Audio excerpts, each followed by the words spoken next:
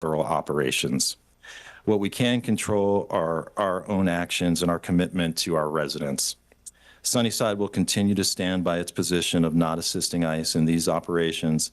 This approach has allowed us to earn and maintain the trust of our community, a trust that is vital for public safety and for fostering a strong, united Sunnyside. The federal authorities urge us to relax and trust the process, but we know that's easier said than done when fear and uncertainty can ripple through our neighborhoods. So I urge everyone, stay calm, stay informed, and take care of one another. Let's show resilience and strength that defines Sunnyside. And as someone who's been out there, we really ask all the journalists to paint a clear picture of what's happening. And we certainly appreciate your efforts as well. With that being said, I want to turn it over to Chief Lehman. Hello, everybody. Welcome. What I want to reiterate is that the Sunnyside Police Department does not cooperate with Immigrations and Customs Enforcement, or HSI, as they're also known. It is actually a state law. It's RCW 1093-160 that was passed in 2019 that doesn't allow us to work with ICE, is how it's defined there in that law. And we don't provide them information either. So I didn't know they were operating in Sunnyside yesterday until I saw it on Facebook and started getting some phone calls. They don't notify us ahead of time, and they operate independently of us. We have no role in their operations, and our officers do not carry a federal commission. What laws that they're trying to enforce are federal laws.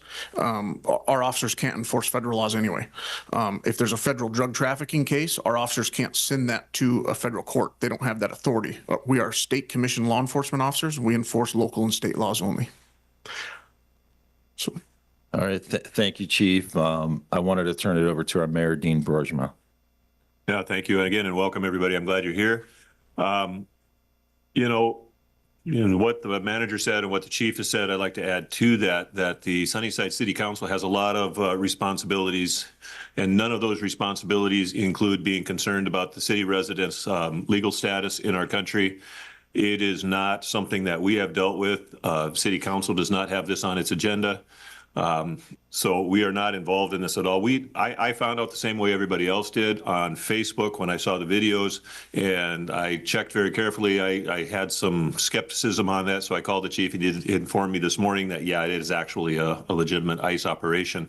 But this is something that caught us all off guard. We had no idea that these were going to be happening prior to their happening. So when I saw it on Facebook, I was as surprised as everybody else.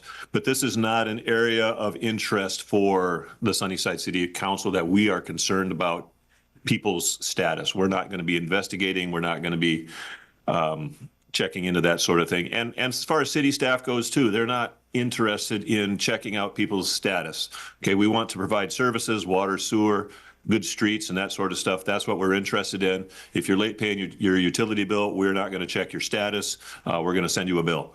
So with that being said, I don't know if our Deputy Mayor, Mr. Galvan, or Councilor Frausta would like to add to that, but certainly turn it over to them if they'd like to make a comment. You want to make a comment, Spanish? You can go first.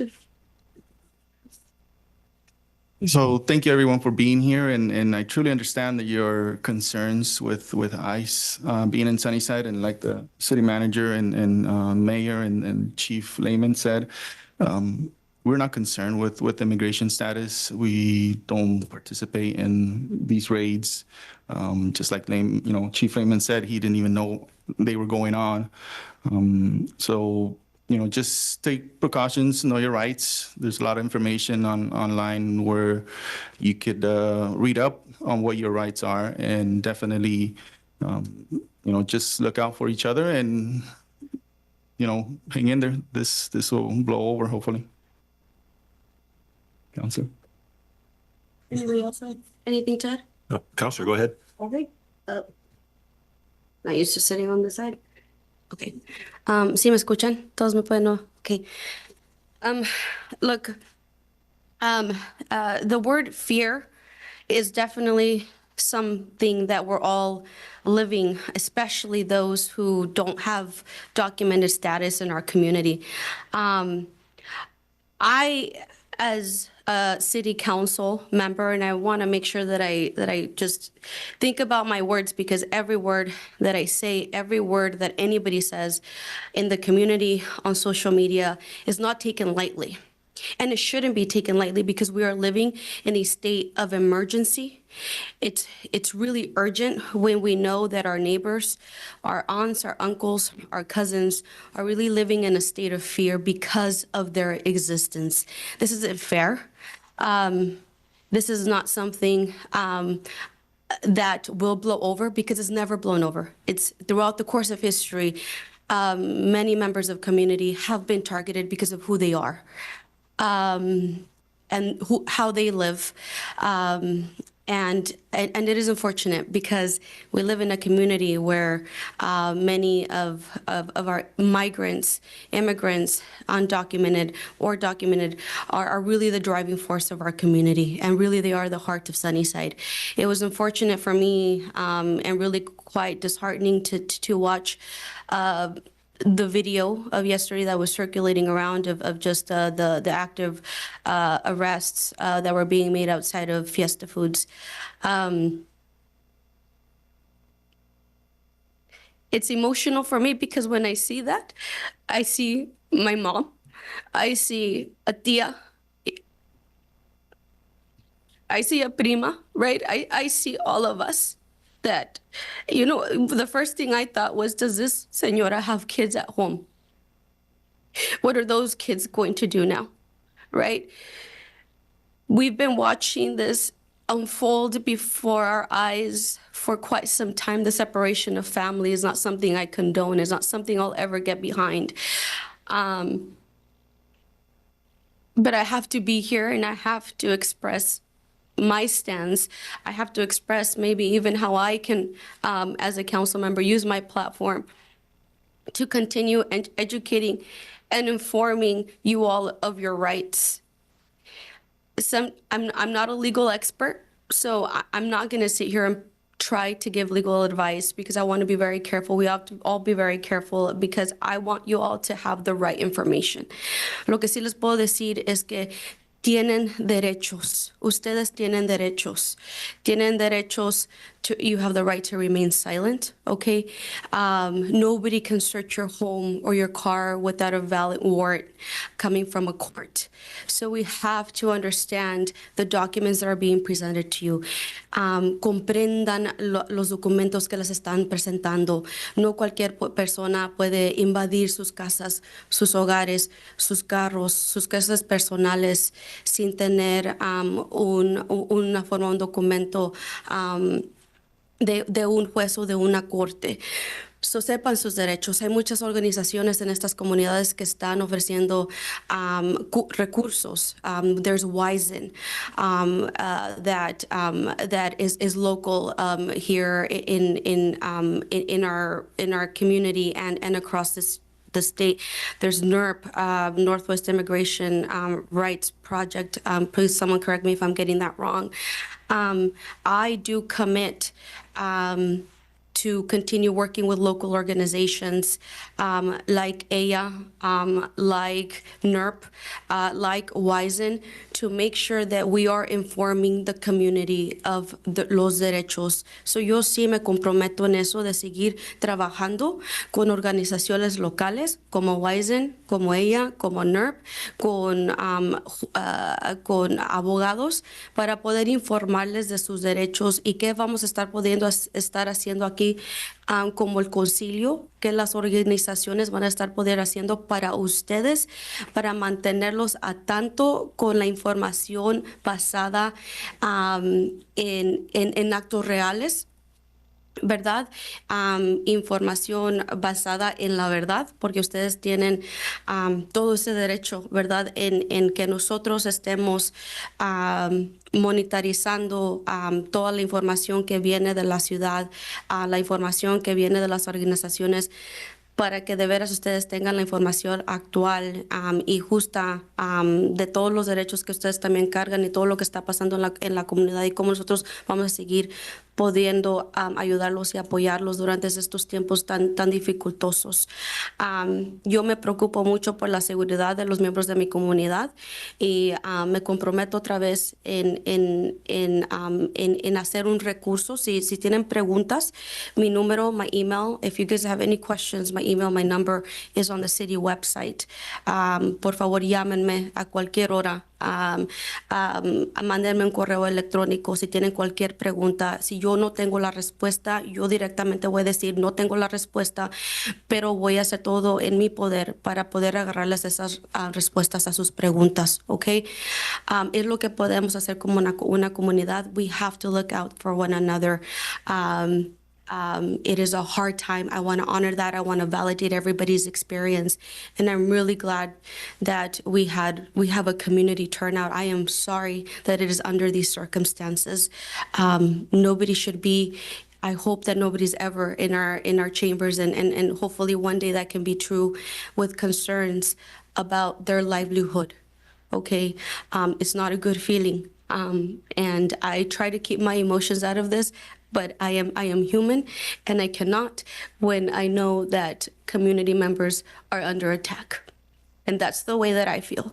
And that my own family members, people that I love, aren't feeling like they can't even come out of their homes right now because they don't know what's going to happen as soon as they get out of their home and into their car and maybe onto their next destination. So it is with a very heavy heart that I sit here and I really extend the resources that I'm able to extend at this given time, which are not many, or maybe the ones that you all want to hear or want to believe are true. This is as much as I can do, but it's not all that I can do. So we're going to continue working together in collaboration with our city manager. And I really want to extend a big thank you, Mike, for your leadership in the communications that you have been providing to the city. This work isn't perfect. We're not always going to get it right, but we are going to definitely try to be as transparent and open with anything that's going on in the community. And so I really, really applaud your efforts in that. And Chief, thank you for all the information that you shared. So with that said, I'm going to leave it here. There was something else that I was going to mention, but it'll probably come up here in a little bit. And Counselor, I thank you so much for that. And I did want to tell the public that you and I have been talking this morning and over the past couple of days that after this meeting, we're going to get stakeholders together that we can learn about the resources, and we as a city can facilitate those resources, whether they're in our lobby. And I also want to apologize to the public that we didn't have a translator.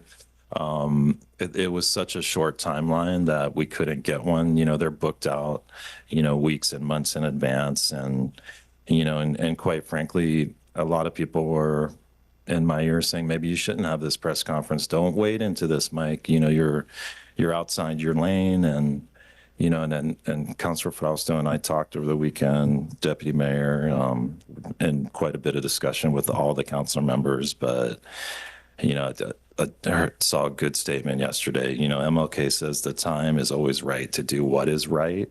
And I just feel like if they want to criticize us for taking a stance, I'll take the shots. But saying nothing, I don't think we as a city, we can do that. So, go ahead. Oh, No, I was done. No, okay. That's good. I remember what I wanted to say. And I know that we have media outlets here in the room, and really my ask of y'all is to, in a moment where there is so much misinformation being sent all over social media, all over, our text, phones. I urge y'all to really, really do your due diligence in being the bridge between false and the truth, okay, between misinformation and hate speech with the truth. Y'all will be the bridge between fear-mongering and the truth. And I really, really urge you all to do your due diligence, get the facts. Please don't we have to be very careful on even just the headlines. You know, this is not just about a read, it's not just about a click, but we really have to do our due diligence to make sure that we are truly that bridge between sending out the factual information to our constituents and not perpetuating a lot of the fear mongering, the scapegoating, you know, the profiling, you name it. We really have to do our due diligence and making sure that we are getting factual information out and we're not stuck on just a headline, because these are people's lives that we're dealing with. These are families that we're dealing with.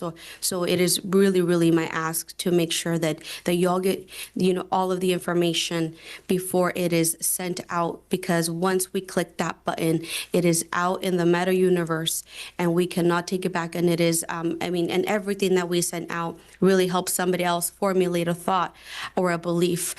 So please, let's all just be really, really responsible how we move forward with our communications, especially during this time. Thank you. Hey, thank you, Councilor Fausto. And we are going to open it up to questions from the media. So if you can raise your hand, and I'll kind of be the arbitrator of that, and you know, ask your specific question. If you can address the specific counselor or police chief, if you'd like to speak to them. So go ahead, Gilbert. Buenas tardes.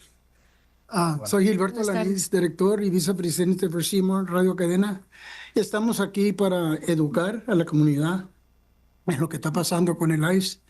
Y por favor, si necesitan información, llamen a Radio Cadena para poder nosotros trabajar con ustedes, el público y las ciudades, para mejorar la situación que tenemos aquí. Con eso me despido yo y les doy todo el apoyo a todos ustedes. Y ojalá que para adelante todas las otras ciudades hagan lo mismo que están haciendo ustedes, Mike. Me da mucho gusto que tienen ese valor y al mismo tiempo tener la paciencia para trabajar en esta situación que tenemos. Pero es una situación muy, muy importante y con cuidado queremos hacer todo en Radio Cadena y Seymour. Con eso me despido y muchísimas gracias. Gracias por Gracias. venir. Gracias por la información. Thank you. Do you guys want to give kind of the Cliff Notes version of that and of what Gilbert said? Can you translate it? Please, yeah, if you wouldn't mind. Oh, yes. ¿Me puede repetir su nombre? Gilberto Alaniz. Oh, muchas gracias, mucho gusto. Vicky Frausto. Gilberto Alaniz is here with Radio Cadena, Radio KDNA. He is here to offer resources, support on how to inform our community of their rights and current ICE raids, ICE sightings. So if you all have any questions, he's also extending a hand that they're willing to collaborate with the city. If any community members have any questions, please reach out to Radio Cadena yourselves. They will be there to provide as much factual information as possible. Thank you. And that's one thing. We appreciate Gilbert being here, and Francisco. Something we're going to really start being more intentional about is working with Cadena, and appreciate it. Go ahead. Buenas tardes a todos. Oh, okay. Por la información que nos están dando. Mi nombre es Angelita Morini, yo soy una residente de aquí de Sunnyside. Y yo me gustaría preguntar así, ¿en dónde puedo ver información? Y por ejemplo, la inmigración viene, la ICE viene a una propiedad, ¿y cómo uno puede impedir de que nos entren a esa propiedad privada de aquí? Do you want to answer that? You know, I was thinking about what I was going to say to the public, because si tú hablas español, tú quieres hablar con nosotros, viene al micrófono. Tú puedes hablar un tiempo más. Adelante aquí al micrófono. Yo quiero todas las personas oírte. ¿Sí se siente a gusto con hablar en el micrófono? ¿Sí? Gracias. Okay. Okay, buenas tardes. Mi nombre es Angelita Marín y yo soy una residente de aquí de Sunnyside. Y yo nada más Mi pregunta sería de que, ¿en dónde puedo agarrar información? Por ejemplo, si viene la ICE a una propiedad privada y quiere entrar, en dónde yo busco esa información? Y si yo tengo el derecho de decirle que aquí no pueden entrar. Yo vi alguno de esa información por Facebook en WhatsApp Sunnyside. Y también ese caballero de Radio Cadena dijo que iba a dar informaciones también acerca de lo que tienen de derecho y pueden hacer. Para reportar, sale siempre más rápido por Facebook la información, pero yo no sé dónde más, si Ms. Frausto sabe algo que no sé yo, pero... Okay. Ya, yo puedo responder esa pregunta. Veo gente de aquí que es parte de Wizen. No sé si ustedes se sentirían comfortable to maybe address her question at the microphone, or I can do it. Or perhaps after the meeting today, you would be able to... Yeah. Quizá después de la reunión puede preguntarle a esa gente también y Councilor Frausto quizá puede ponerles en contacto para que se Muchas conozcan. gracias. Le podemos dar más información. Again, Wizen is a really good resource. También tengo el número de teléfono para darle más información sobre eso. Lo que puedo decir de unos entrenamientos que yo he atendido, que atendí, de hecho, el sábado, es que no tienen que abrir la puerta. No abran la puerta, ¿ok? No abran la puerta a nadie.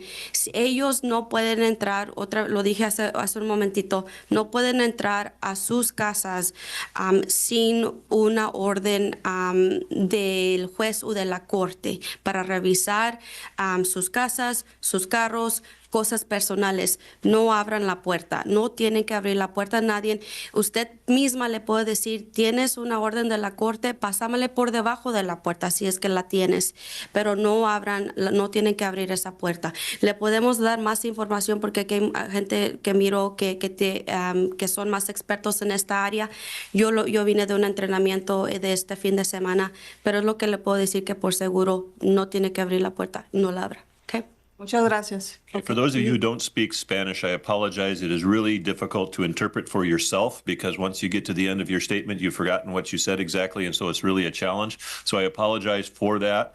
She was asking what steps a person can take if the ICE agents appear at your door and what kind of rights they have. And Ms. Frausto was trying to explain at least one right that they have, and there's other people in the room who can give better and more complete information, and we'll try to get those folks in touch with each other. Señor, ella fue al próximo persona. Okay, yeah. Gracias. Emily, if you don't mind, because it would lend clarity. Thanks.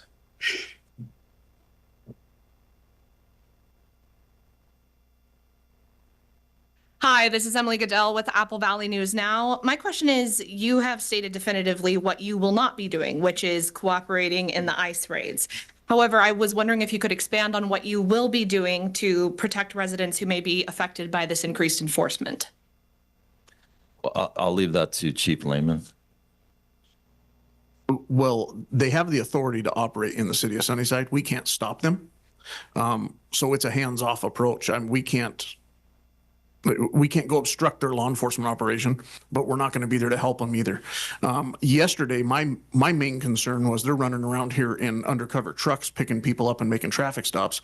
So what I did, I didn't have a contact at HSI. I called the FBI, who put me in contact with HSI, and I said, hey, are your guys out or not? Because I've got undercover trucks contacting people in Sunnyside, and he confirmed, yes, that's us. I said, okay. And that's as far as that conversation went. But that's my concern. If somebody's posing to be law enforcement or something like that, that would be a concern of ours that we would get involved in. To clarify my question specifically, not necessarily interference in ICE operations or trying to stop it from happening, but what resources the city might be able to provide to people or families who are being affected after something like this has happened. And I can address that, and I'm going to work with Councilor Frausto and her contacts in the community, and then stakeholders who want to be part of information gathering that we can disseminate. So my vision with that is if we can create a website that's connected to our website with resources in both English and Spanish, and then also for people who want to come to our lobby, because it's very well used and accessible, to have some literature there as well. And then obviously if our media partners can share those, kind of leverage those relationships. So I think it's going to be a group effort. And Counselor, anything you want to add to that equation? Echoing just what you said, we are going to be working, like I said, and I name dropped some of these organizations, continuing collaboration and partnership with Wizen, with NERP, with AYA, with the ACLU of Washington as well. Just had a phone call with them this morning, really on briefing us on any what our abilities are, what we're actually able to do, what our parameters are around this, to be able to ensure the safety for community members and what we could even do along the way. So that's up and coming. We're really determined and committed to establishing a game plan, an actual plan on what we do during any other future potential ICE activity or raids that may or may not happen in our community. So we're committed to establishing that plan, and as soon as that plan is in place, we'll definitely be informing the community of what that looks like and how we as a collective can jump in on really establishing some safety nets. And see what we can definitely do. So I hope I can have more of an answer and a clear pathway for you soon, Emily. Thank you for that question. I did have a quick follow-up question for the chief. You were talking about how you were informed that there were, these undercover vehicles that were going around. How can Sunnyside residents tell the difference between maybe someone who's from your department who is pulling them over versus someone who is from ICE pulling them over, especially if they're wearing a vest that says police on it? All of our cars are marked. We do have some unmarked cars, but traditionally those do not do traffic stops. However, I will urge you to, if a car is behind you and turns on red and blue lights, do please stop. That puts the public in a lot more danger if you decide to run or something like that, regardless of who it is. My message to the public is always comply with the law enforcement officer's direct order. And whether you think that direct order is accurate or not, you can always fight that in court, but you don't want to get into a fight with them because you don't agree with whatever action they're taking. The court's the avenue for that. So, thank you all for your answers. Thank you. Anybody else from the media? Dale. Yes. Sí, por favor, sí. Muchísimas gracias, Mike, el cónsul, el jefe de policías. My name is Zeke Morfin. I'm councilman out of Toppenish, and I'm here with the same concerns that everybody's facing. This is our sister neighborhood, so I've gotten a lot of phone calls as well, a lot of worriness. I am a first generation too. I come from a migrant family. Back in the early 70s, I got to see early 80s, there was raids. We lived next to a hop field, and I got to see, I was a young kid, I couldn't quite understand, but there was people trying to escape out of the ice, showing up and climbing hop poles. I truly understood when the fire department would come and actually had to lower them down. That's it kind of sunk into me what was really happening. Now there's quite a concern. The chief of police kind of, I had a question, but he kind of already answered, and there's a lot of misinformation out there. And the question I kind of had was, is the ICE officials or ICE agents, are they notifying the police departments in their jurisdiction? I think you answered the question, no. And one second question to that is, can the police department create some kind of bridge communication back to the community to inform them that they are around these areas? Thank you. I received the information yesterday, much like many of you. I learned about it on Facebook. So they don't communicate with us, and I don't think that they will. I think they know about the state laws, and from what I've seen, I haven't seen a jurisdiction in the state say that they're going to comply. So I think they know where we all stand on this, and that that's not our role. I don't think they're willing to cooperate with us. Thank you.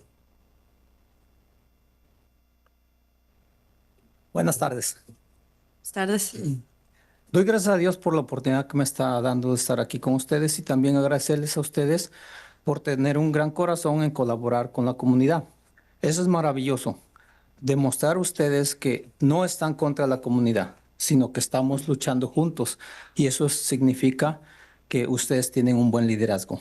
Así es que yo soy ciudadano de acá de Sunnyside desde el 85, así es que tenemos experiencia de cómo esta ciudad ha ido creciendo a través de nuestros hispanos, de nuestros americanos. Somos una familia y debemos de protegernos y ayudarnos. Sabemos que las leyes a veces no trabajan a nuestro favor, pero también nosotros tenemos que manejarnos para demostrar lo que nos afecta y lo que no. Así es que gracias por el apoyo, pero una de las cosas que yo no sabía de esta información que iba a haber hoy. Entonces, necesitamos tener una conexión con nuestra gente, decirles, miren, está pasando esto, necesitamos dejarnos saber uno a otro. Yo trabajo en la labor, pero también soy representante de la mesa directiva de la escuela de PAC. Así es que ahí en PAC tenemos información sobre estos temas y a veces información de otros temas que informamos a nuestros padres migrantes. Así es que me gustaría tener un contacto con ustedes y así trabajar juntos para informar a nuestros hispanos de cómo ayudarnos y cuidarnos también. Y también dejarnos saber a nosotros los hispanos que también tenemos responsabilidades de mostrar cosas de calidad, porque a veces trabajamos en diferencias. Pero quiero agradecerles por su gran liderazgo, de veras los aprecio y pues me gustaría que me dieran información para poder apoyar a nuestros hispanos que no tienen documentos. Gracias a ellos tenemos el pan de cada día y gracias a ellos también Sunnyside está creciendo y tenemos buenos resultados, pero necesitamos mantenernos juntos. Así es que muchas gracias y pues me gustaría tener con la mesa de ustedes información de cómo ayudarnos. Y soy un padre migrante también, que gracias a Dios a través del tiempo he legalizado, pero me ofrezco de voluntario para ayudar a nuestros papás.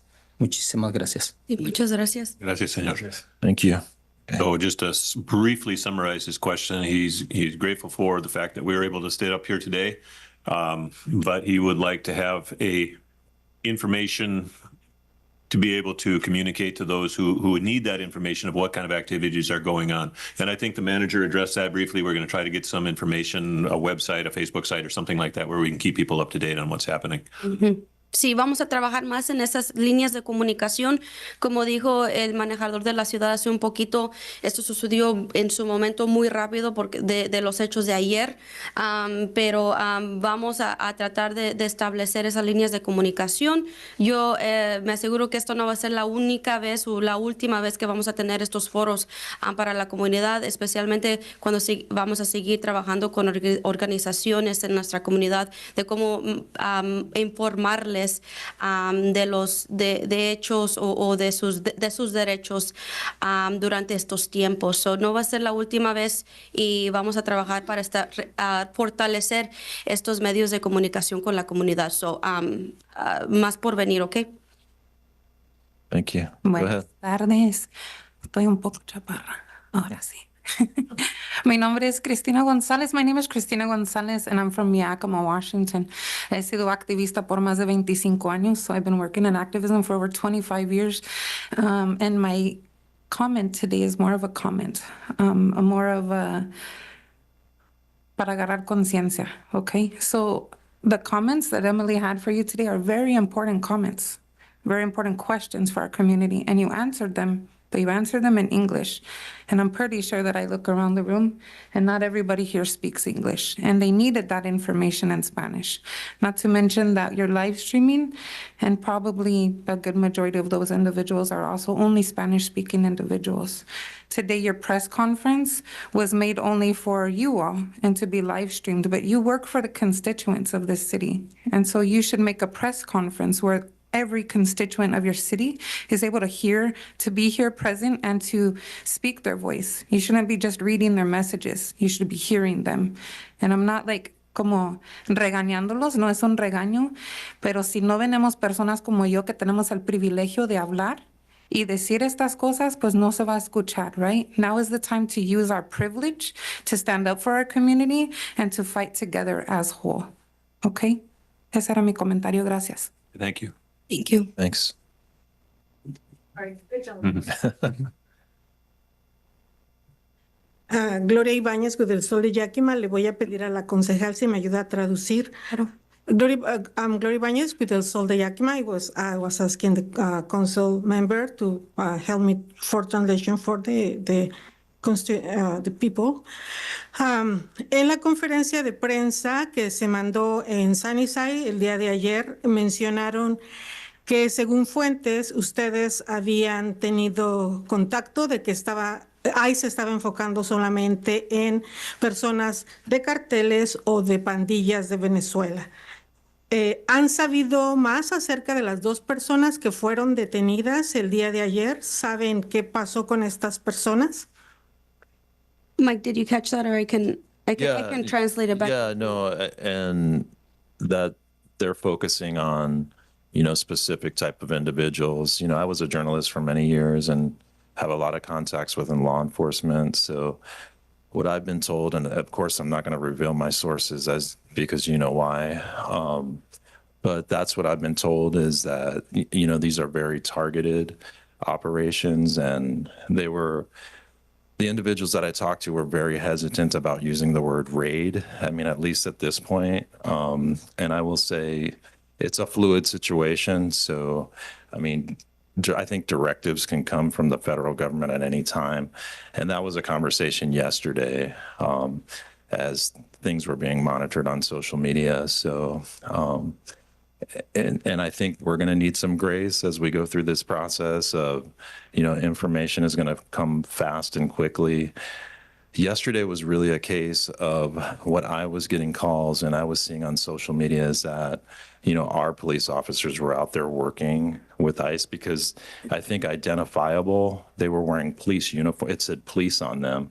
So, that was a concern for me. And even some of the rhetoric that I was seeing online was, there was an individual that I replied to a comment that he made. He said, "You see, the city set you guys all up." And I said, that was an irresponsible statement.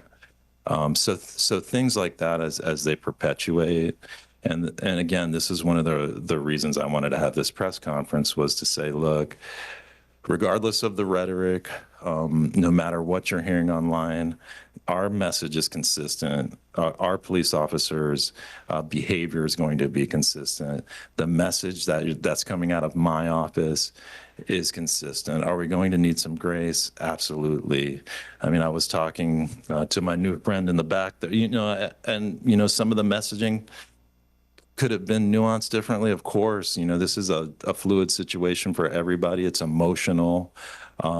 But the main thing I wanted to get to the public is, look, we're going to do everything to keep our community safe. Our officers aren't going to be a part of raids. They're not going to be a part of assisting. And if anybody tells you different, it's a mentirosa. It's not true. No es la verdad. We're going to make mistakes. But we're going to stand on the principles of trust, inclusivity, and working with our community. And again, Ms. Gonzalez, I agree with you. It was fast and fluid. If I decided to have this press conference yesterday and we couldn't find a translator, but I'm 1000% with you. We've got to be more inclusive in the process. And that's something that I'm really trying to be intentional about. And in this particular instance, you'll never hear me make an excuse, but I'm with you. And that's something, as in 2025, we're working on it. And I don't want to try to give the impression that, I've done anything differently than other administrators, but I think that I've really tried to be intentional about including our Hispanic and Latino community in the process. No other administrator has, really tried to build that bridge.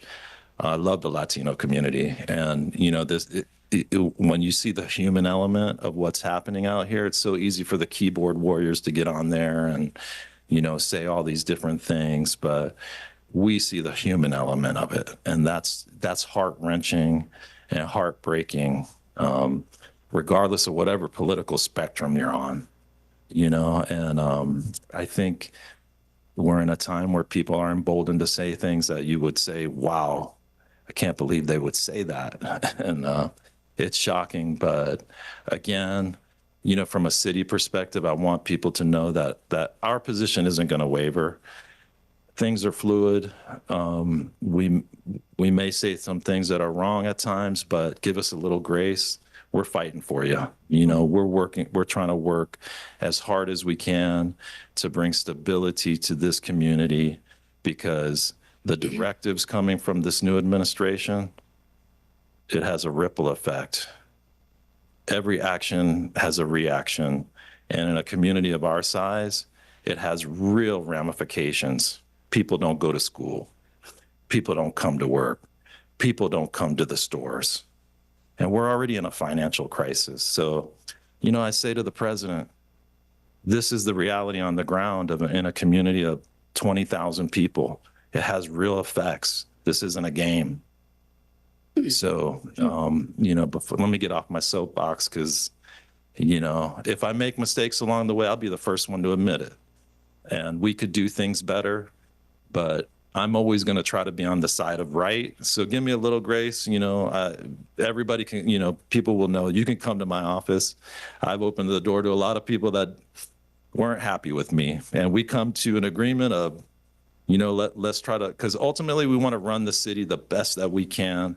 And I want to have the vision of these council members who entrust me to work, on their behalf. Because, it's really their vision I'm trying to execute and stay in line. So anyhow, forgive me for rambling, but you caught me kind of on you touched a nerve there. Thank you. I have another question for you. Tengo otra pregunta para usted.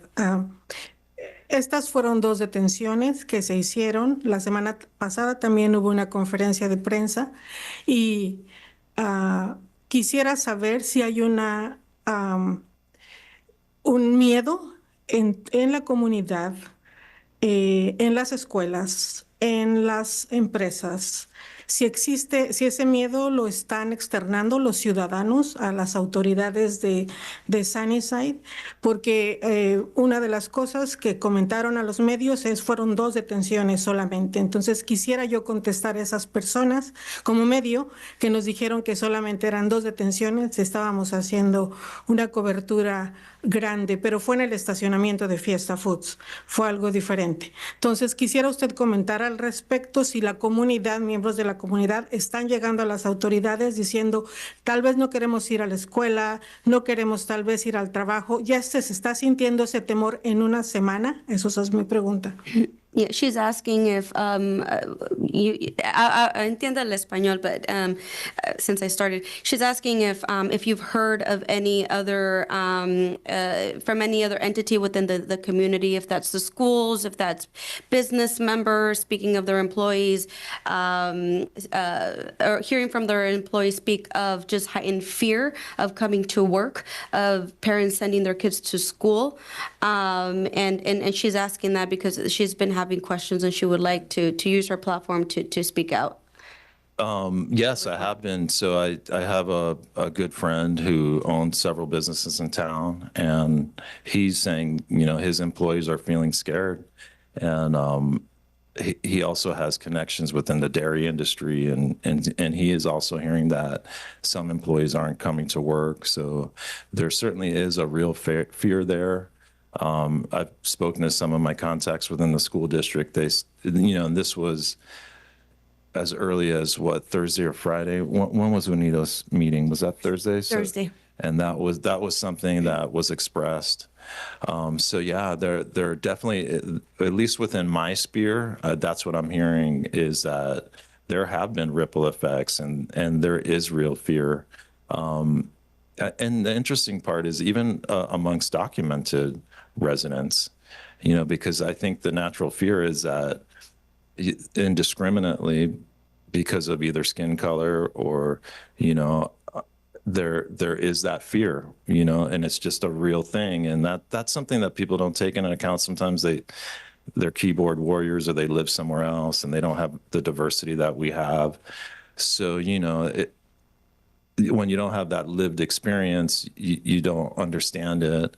And when you live in Sunnyside and nearly 9 out of our 10 of our residents are Latino, there are so many connections, whether there are undocumented residents or documented residents, they're intertwined within the fabric of our economy, our culture, our families. So, for us, we don't distinguish that way. And I'm getting a little bit off track, but to get back to your question, yes, absolutely. I'm hearing that.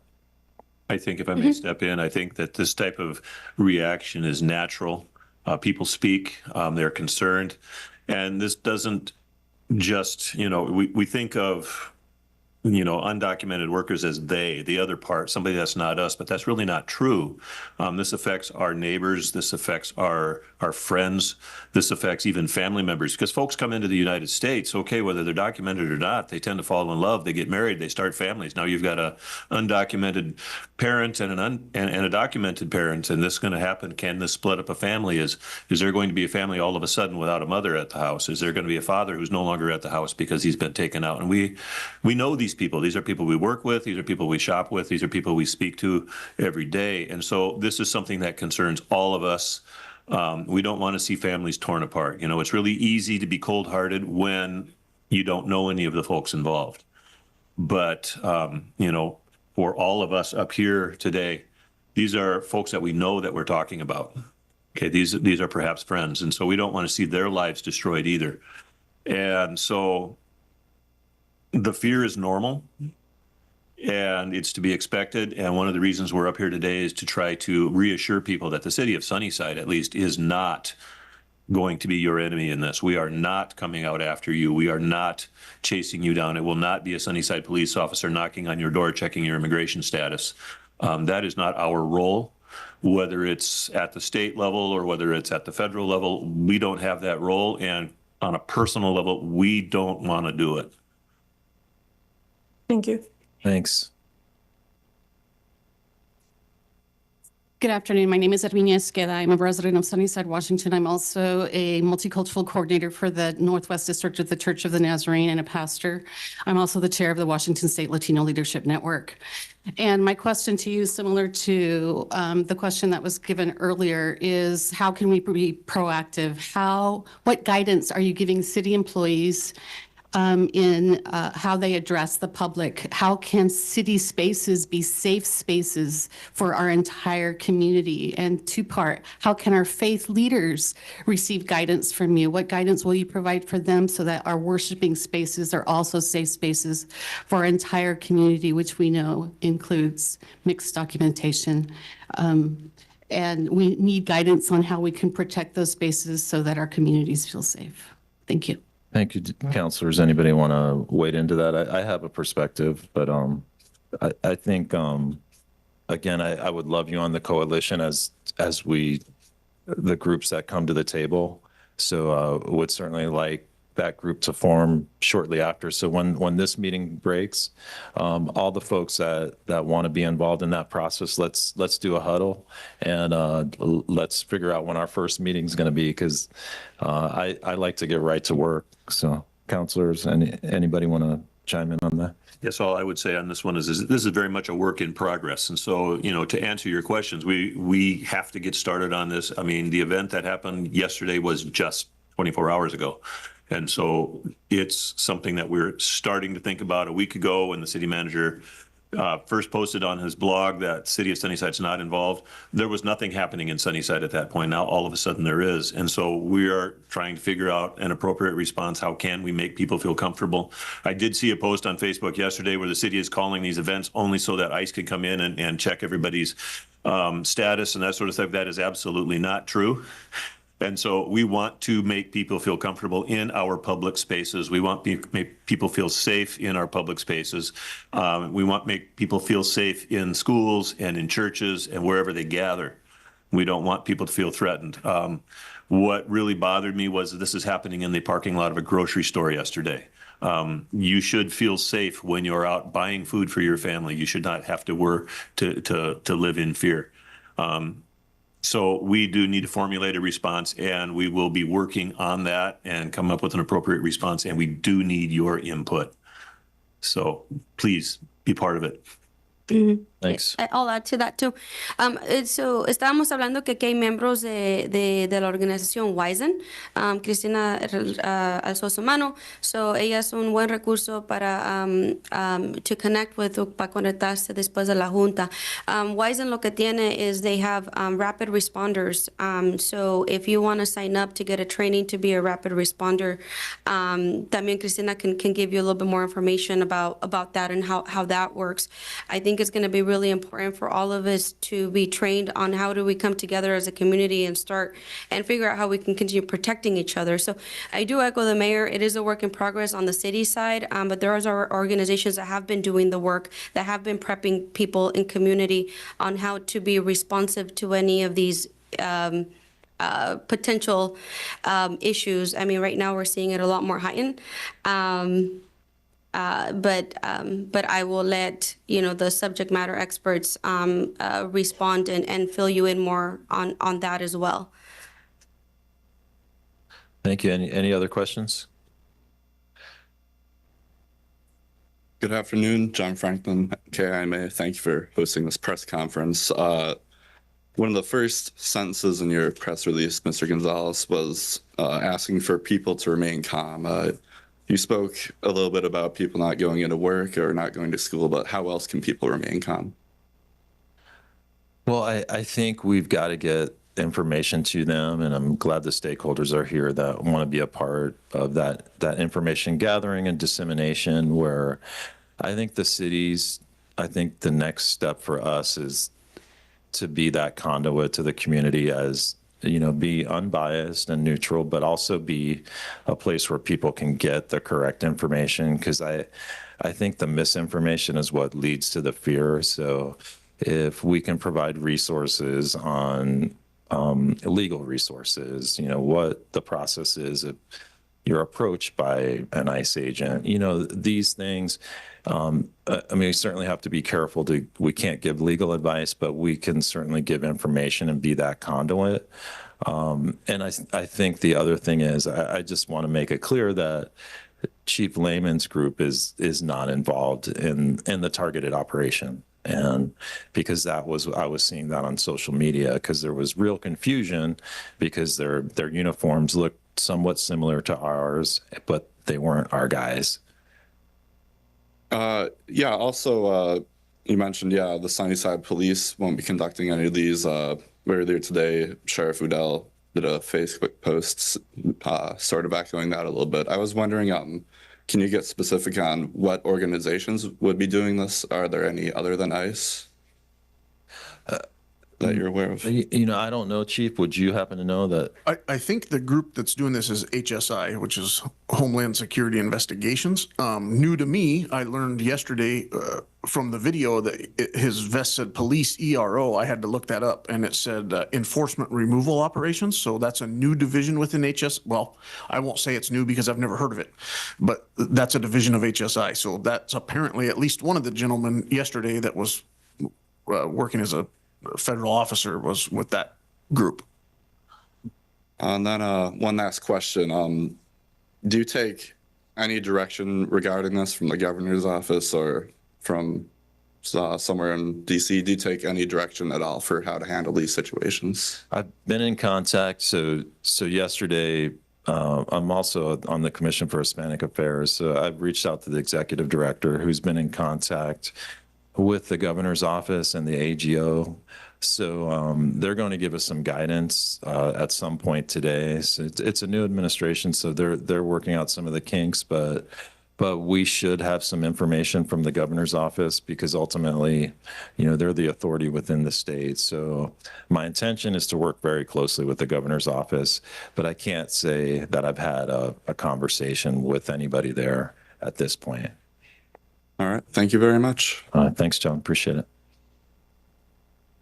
Tell people where they can view this video. Sure. Este programa es on YouTube. y tú puedes encontrar en nuestro sitio de web y en otras partes. Can we find it or no? El video está en YouTube, en el sitio de web, bajo Newsflash, está en un artículo, el link está incluido ahí y también nos puede mandar un correo electrónico o un mensaje por texto también al número 509-790-9729 y le puedo mandar el link de la grabación. Since the question was asked in English, can we answer it in English as well? This video is available online on our YouTube channel. It's linked on Facebook as well as our website under Newsflash. It's the first article that says press conference. The link is on the second sentence there. You can also email us or text us at 509-790-9729 and I can send the link. Thank you. Thank you. Thank you. Go ahead. Sorry, Jasper Sundin, Yakima Herald Republic. I wanted to ask a follow-up to what my colleague Gloria asked. I know you said these were, as far as you know, targeted raids connected to criminal activity. Are you specifically referring to the people who were detained when you say that they're connected to criminal activity, or you mentioned Venezuelan gangs in the press release? Yeah, do you not know about these specific? Yeah, the only thing that I was told is the message that these individuals wanted to send was that these were targeted, because there was a lot of narratives online going about raids, and making sure that now the caveat always is the directive comes from Washington, D.C. So whether there's raids that will ultimately happen, at least in Washington State, at this time, it appears the directive are targeted. And I was surprised to hear that Venezuelan gangs, too, are permeating across eastern Washington. So that certainly seems to be something that's a reality right now, and cartel members. So those two were the focus, in terms of, and again, like the release said, what I was told is that there was mistaken identity with those individuals. And again, it's fluid information, from a trusted source. Ultimately, what comes out of that, I don't know. But I think the overarching message that my sources wanted to give to me was that currently these are targeted, so if you want to get the message to your community that these raids, I mean, at least right now, don't look like they're going to happen. But, I was a journalist at one time. Words can get spun. What will ultimately happen, I don't know. But, that's Sunday. This is Monday. And, this administration appears to be very, very aggressive in their actions and their rhetoric. So that is something that we're going to keep our eye on. So, I mean, that's probably the best way I can answer that, Jasper, without, being an agent myself. I'm putting you on the spot here, I know. No, and I understand, I've been on the other side of it. So totally, and I totally know where you're coming from. And I just feel like my role as city managers is to try to keep calm and, not let things get out of control in terms of a narrative that isn't necessarily true. So, okay. Jasper, I'm glad you asked that question. Talk about misconstruction, and there was a comment yesterday that I saw on Facebook because of the generalization of these target lists that it's a directive from what that are directives from Washington, D.C. So about the two people, correct me if I'm wrong, but we don't know any additional information, because what was happening online is that they're taking that piece of information and then they're right away correlating the individuals, or specifically these individuals that were connected to what happened yesterday, and then they're labeling them or they're targeting them when that's just not the case, because we do not know any additional information about them. So we just want to make that very clear. When I speak about scapegoating or profiling, those are the very, very tricky lines that we're treading, and how careful we have to be, because we're not trying to generalize and put folks that have been detained or arrested into one bucket, or begin compartmentalizing without having the facts in front of us.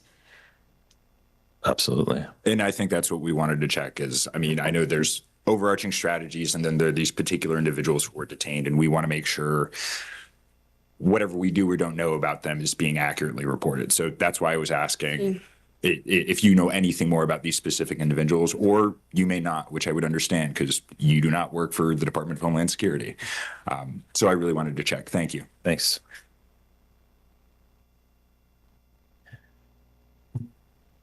Good afternoon.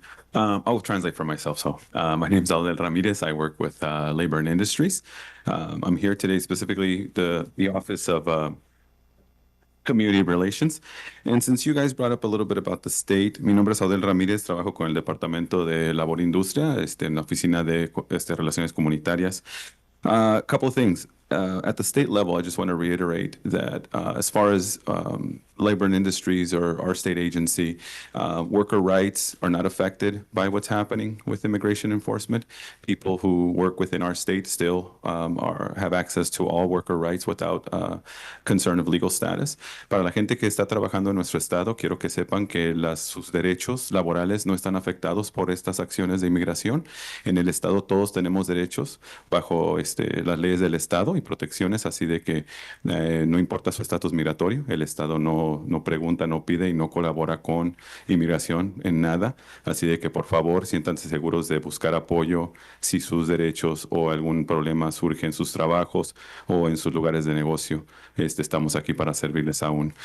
So I wanted to make that clear. Another thing I do want to share quickly is that this morning, Bob Ferguson, Governor Bob Ferguson, signed a executive order creating a rapid response team to support children facing deportation or children being left behind by parents being deported. Esta mañana el gobernador Bob Ferguson firmó un decreto ejecutivo donde está formando un grupo de respuesta rápida para apoyar a los niños o a las familias que tengan niños que son víctimas de deportación sus padres o que se quedan sin padres por causa de deportación.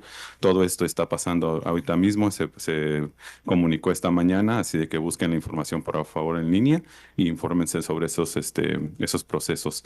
So anyway, I just wanted to come up and share some of that because I know that you guys are all speaking at the municipal level, but I want people to be assured that at the state level, we are also trying to, get our bearings and see what it is that, how we should proceed with this because none of us can interfere with federal agencies. However, it does not mean that at the state level, people's rights are affected or that they no longer have access to services that we provide or benefits that people are entitled to inside of our state. So that's why I wanted to come up here and share with you guys. Solamente quiero comentarles de que sus derechos aquí a nivel estatal no están siendo afectados. Los servicios que ofrecemos como el Estado aún están accesibles a la gente sin importar su estatus migratorio y los beneficios que se ofrecen a los cuales tienen derecho aún siguen vigentes. Así que nada de eso va a cambiar.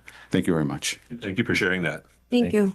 Thank you. Thank you. And make sure that we get your contact information before you go. Thanks. Appreciate it. Hi, Maria Fernandez with EA. I just wanted to make an announcement. We are working currently, and we just like Vicki mentioned earlier, in the press conference, we are working with the ACLU to provide a workshop on February 8th. 2 workshops, actually, one in the morning from 10 to 12. They are for service providers, organizations, advocates, churches who want to better understand what their rights are as organizations, as leaders within the community, and how to advise not only their staff, but also the community that comes to their premises and how to know their rights. And then in the afternoon from 1 to 3, we are offering a Know Your Rights workshop to the community at large in Spanish about how to know your rights. We are also offering that part through Zoom so that people could feel comfortable in attending the workshop, but not necessarily in person. Para la señora que estaba preguntando si va a haber recursos para conocer sus derechos, el 8 de febrero a la 1 hasta las 3 vamos a tener un taller en conociendo sus derechos. Esperamos su participación, pero si no pueden estar en persona por caso su seguridad está a riesgo, también lo vamos a ofrecer en Zoom. Okay, gracias. Thank you. Thank you, Maria. Appreciate it. Once again, Ezekiel Morphine, one last comment. Thank you. We're in legislative session right now, and we have a representative right now that could actually advocate for us. I've I really feel what's really happening to our communities. There was actually a representative who verbally commented about it's not their focus. This state is their focus. Well, excuse me, we need to send a letter out. These legislators, our senators, they got to send it back to Washington D.C. to our new administration and say, hey, this is affecting negatively to our communities, local communities. So I urge everybody right now, their legislation, go visit them. I got to visit in about a couple weeks. Go visit and call them, email them, and let them know that this is taking a bad toll, a bad effect into our communities. Thank you. Thanks a lot. Anybody else?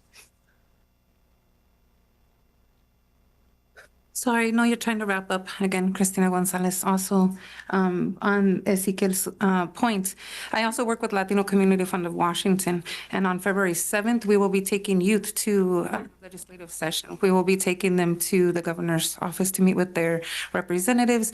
So if you have youth, si tienen jóvenes que quieren hablar con sus representantes, el día 7 de febrero vamos a llevar nosotros todos los jóvenes que quieran ir y los vamos a presentar con sus representantes porque es importante que comenzamos desde los jóvenes hasta arriba, ¿verdad? Y los representantes como ustedes están ahí para trabajar para nosotros. So that's important. Also, I just wanted to touch on one comment. When, I'm sorry, I don't know your name because I live in Yakima. But when you made the comment, they and us, it's not they and us, it's we. We are immigrants. We are one. So it's not them against us, it's us. This affects us as a whole. We are one. Somos Latinos todos. Todos somos inmigrantes. And that's where I was hoping to go with that. It's easy to make these comments when it's they, but when you realize that it's us, that we're all affected by it. That's where I was trying to go with that. And if that was unclear, I apologize. But yeah, you can make blanket comments when it's somebody else who's not you and you don't know anybody in the community. But we know each other. We live together. We're neighbors. We see each other. And so these are affecting all of us because we are part of the community. That's where I was hoping to go with that. And if that was at all vague, I apologize. And then my next would be Mike. I mean, I know you're on the Commission of Hispanic Affairs. I work very close with them as well. And so I would just urge that when you are publicizing information, cuando vas a publicar información que esté seguro, these individuals were not from Venezuela. I cannot give information, but I can tell you I know this for a fact, and they have not been released. They continue to be detained. So estas personas no son de Venezuela y tampoco los han soltado. Ellos siguen siendo detenidos. And for them to say that they are targeted raids, well, targeted towards the immigrant community, I would say, because no sé cuántas personas de Venezuela viven in Granger. And I had an individual who was in Granger because they were knocking on doors. So nomás clarificando. You got it. Thank you for your comments. Appreciate it.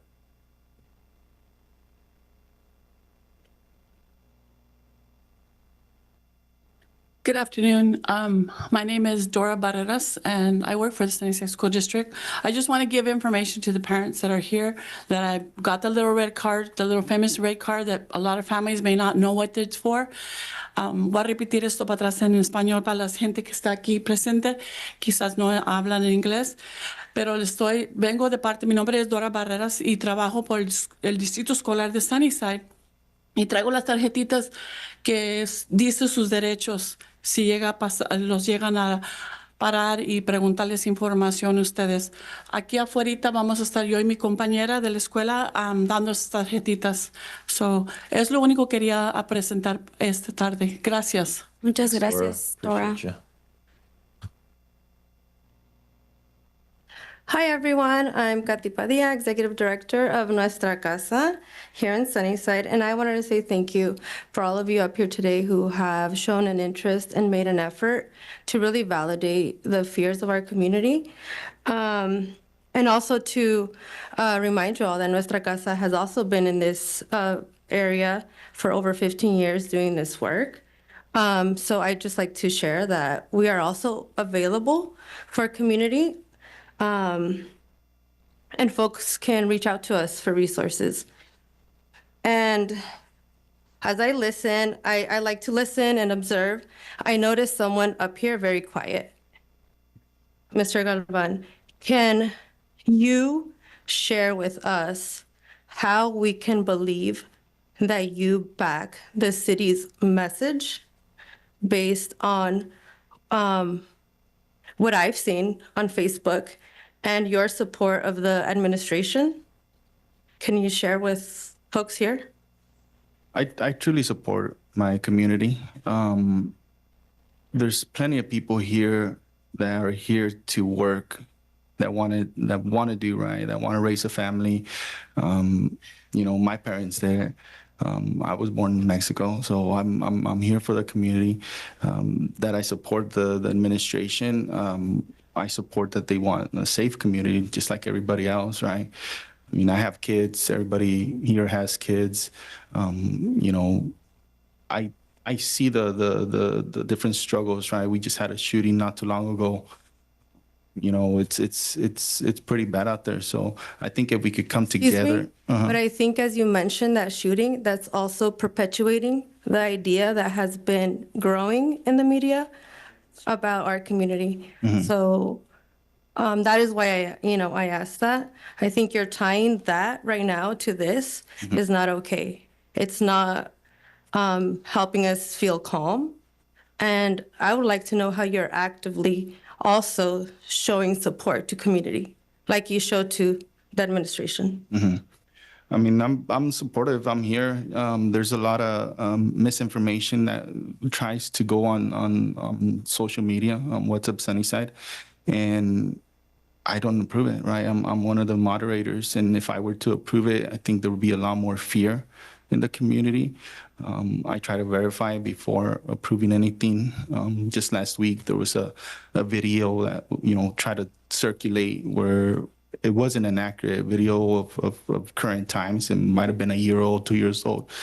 So I took it down. So I'm there. A lot of the information that a lot of organizations that want to put information on there, I approve it, right? Just so they can know their rights, so you guys can know where to go, what to do, like the little red cards that the school district Dora is going to be handing out.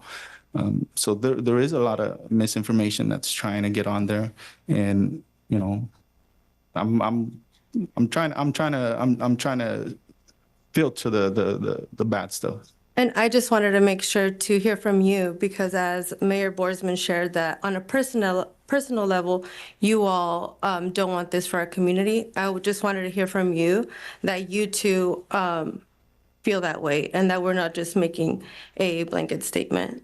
No, I do feel that way. Thank you. Okay, thank you.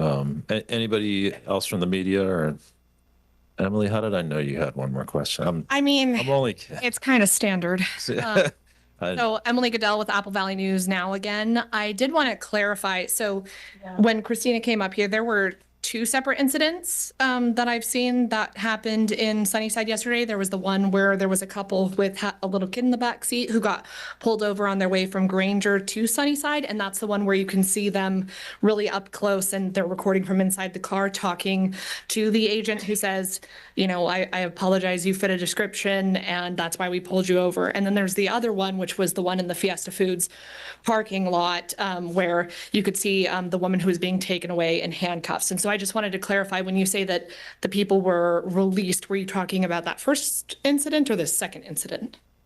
I didn't know about the Granger incident, so that I can't speak to that. My perception was it was somehow connected to that, and look, I don't want this to turn into an I got you moment. We got the city administrator. Like, I've been on that side of the aisle, so I know the game.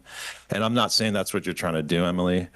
But the overarching message that I've received, and again, information was fluid yesterday. I mean, I was receiving dozens of calls from different people. And, if I err, and I err on the side of trying to do the best I can for this community. So, I mean, I can't necessarily speak to all that. I mean, I think what we have to do from this point forward is, look, we're all pulling on the same rope. And I can tell you, George is 1,000% for this community. Vicky is 1,000% for this community. Mayor is 1,000% for this community. They all come from different perspectives, but these three individuals, they're all fighting for the people, as am I. And I'm proud of Sunnyside because we're the only flippin' city in this entire state that's actually taken a stand. Will we make mistakes along the way? Absolutely. But again, we're going to err on the side of right. And I appreciate the questions because you're a good journalist. You're a really good journalist. And it's been good to see you, when I first saw you on there, to you doing your investigative reports, you're fantastic. So I get it. Like, I've been there. You got to ask the tough questions. But, I kind of want to pivot from like, oh, what happened in the heat of the firefight? It's like, from this point forward, let's work with let's work with the churches, let's work with the groups, let's work with the ACLU so we can get the proper information. Let's work with Cadena, let's work as a community, because there's going to be mistakes made along the way. And I'll get off my soapbox, but I think that the message today is unity. It's support of the community. There's things we can't control from the feds, but what we control is our own actions. And then let's come together and get that right information. If I got it wrong, I apologize. I wish we would have had a translator here. We didn't have the time to do it. But we're being intentional about it. We're trying to be inclusive, and as long as I'm city manager here, I'm always going to try to put the community first. And like I said, give me some grace. I'm gonna make mistakes along the way, but I feel like we have an amazing council, a great community, and I think the feds coming to town, we're an easy target. We're 90% Latino. We have a big ag community. We're not naive enough to know that we don't have undocumented immigrants here. It seems a little unfair to me to come to town and we can handle our own business. If we have criminals in town, we have a great police chief. We can handle our own business. We never said that we're not going to focus on stopping crime. We are. But we don't need people coming into town creating havoc, fear for the sake of political agendas, and that's where, and I don't want this to be political, but it is, So anyway, I'm going to stop there before I get in trouble with my bosses and, call it good. And I want them to have the opportunity to, because it's not about me, it's about the community. It's about, it's really about, today I wanted them to have the opportunity to speak, so. Yeah, and Emily, just on that note, just to reinforce what I said earlier, fact checking is going to be everything, right? And we didn't get it right, but we commit to making sure that we just do a much better job moving forward because we know how much is at stake. So fact checking everything is definitely going to be our number one priority moving forward. And there's this really great book that I read by Don Miguel Ruiz, right? It talks about the forum agreements based on Aztec teachings, and he says, one of them is being impeccable with your word. Now more than ever, we have to be intentional with everything we say and how we say it, because we're trying to do a lot of good, and within that we have to make sure that every step we take and every decision we make is not going to further harm the community that we're trying to protect. So I'll leave you with that. Yeah, I'd like to clarify also, just for the record, that this was absolutely not intended to be a gotcha moment. I spent a whole bunch of hours and I didn't watching think these videos so, on no. Facebook, and I too wanted to fact check and make sure because I wanted to know if it was 2 cases of mistaken identity. No, or and I one, didn't just think, for, and forgive me for Yeah. even insinuating. No, It was Like I 2 said, different incidents. Yeah. So thank you for. And for us too, it's very difficult to get information from the federal government about these incidents. So if you have a connection and you have other information that we don't have, that's why I just wanted to clarify Absolutely. that type of information. No, and I respect you as a journalist immensely. So forgive me if I gave that overture. So that it wasn't intended on my side either. So thanks. I did have one last question, and then I promise I'll be done. Sure. The question is, I've had some comments and some people reach out to me from the community, and they asked me a question, and I actually wasn't sure how to answer them. So I wanted to ask you, is Sunnyside, you've said that you won't cooperate with, ICE in a lot of these efforts that they're trying to do, or at least not go alongside them on these. That lack of cooperation, does that constitute Sunnyside being a sanctuary city or a welcoming city? And, if not, is that something that you guys would be considering pursuing as you work to get this team of community partners together? I think I can speak to that. Sunnyside has never been classified as a sanctuary city. I think it was mistakenly placed on a city website or a state website that we were a sanctuary city. And I remember some council members objecting to that or some community members objecting to that. But council has never voted, to my knowledge, at least in the last 10 years, to have Sunnyside be a sanctuary city. The discussion hasn't come before council in the last 2 or 3 years, and so I don't know what council is going to do moving forward. But at the same time, that does not mean that we are against our community members. I think as council members, we are all more loyal to our community than we are to anything else. And our community is extremely important to us, or we would not have run for office. And if our community is not important to us, we should not be in office. So therefore, we take our role very seriously. We take our community very seriously. We want to see not just the community prosper, but everybody in it. So that's what we're trying to make sure happens. And living in fear is not a good way to prosper. So we want to make sure that you're not living in fear in Sunnyside as well. So, and with that, I don't know. I have another commitment. I have to go. This came up very quickly yesterday, and so I'm going to be stepping out. You guys are welcome to continue as long as you want, but I do need to go. Absolutely, Mayor. So, thank you, sir. Thank you. Hi, everyone. My name is Ariadna Costa, and I am from Silla, Washington. I'm a concerned constituent. And the only thing that I would like to share is that I go ahead and I started researching. I went to the Mexican embassy, and they have all the procedures that we should take as a community. It's very well explained in there, so I don't want to talk about it because we should do our research so that way we don't say what we don't want to say. Thank you so much for giving us the current information and taking the time to do it for all of us. I appreciate you very much. Thank you. Yeah, and we'll talk to you afterwards if you just to make sure if you have anything to share. Okay, I appreciate it. Thank you so much. Thank you. So, we have anybody else? Hi, my name is Jasmine Martinez. I'm a resident of Sunnyside. Has the city of Sunnyside teamed up with the school district of Sunnyside to see about the kids that maybe or will be affected by this? Have you guys decided to group a rapid response for what if a child at school gets home off the bus, walks in, no parents? What is the city of Sunnyside doing for those kids? I know CPS will get called, but what is the city of Sunnyside going to do to those kids that are affected by this? That's a good question. Because And I don't see Maxwell here, and he's our superintendent, so. yeah, and I've talked to Ryan a little bit about it, but not much. So let me figure that out. And when can you give me your contact info before we leave? Because that's a good question, and I don't want to say it's outside our scope because we could always be a conduit, but Chief can answer some of this. Unfortunately, this is handled by the federal government, but at a local level, if we handle a police call that may have an effect on kids, we have an avenue to notify the school district so the counselor can be in contact with those kids. So if a kid is a witness to a domestic at home, or mom or dad gets arrested for DUI on Saturday night, the school will be notified Monday morning to reach out to those kids. In this particular situation, I'm positive the federal government doesn't have a way to notify the school.